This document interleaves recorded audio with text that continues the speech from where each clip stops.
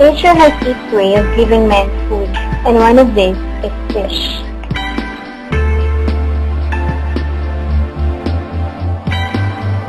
Fish has been part of the basic diet of people living near water bodies where these organisms can live. Fish has not only been a valuable source of food for people, but it also serves as a means for livelihood and consumption. It has been known to contain nutrients that are essential for food.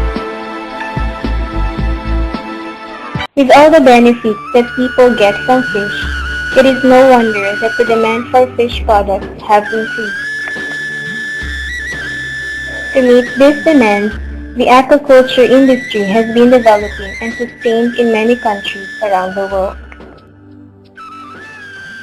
It has been recorded that aquaculture was able to produce almost 4 million tons of fish, and 88% of this total came from the Indo-Pacific region, like the Southeast Asia with Sri Lanka, India, China, Japan, and Korea.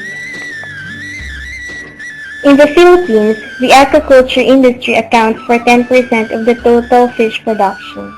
However, despite these efforts to produce more fish with aquaculture, the demands for more fish in the market are still unmet.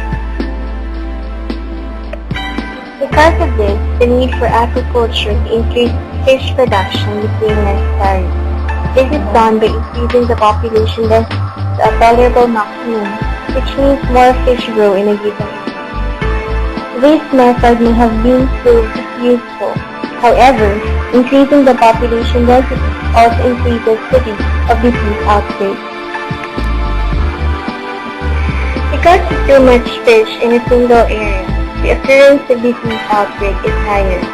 These diseases may cause direct mortality, affect growth and weight, or cause physical deformities such as growth, tumors, lesions, and ulcers. Having this effect, the metabolism of fish becomes limited.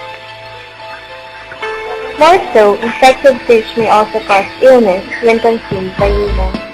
Although disease outbreaks are more common in aquaculture systems, problems may also occur in fish that grow in their natural environment.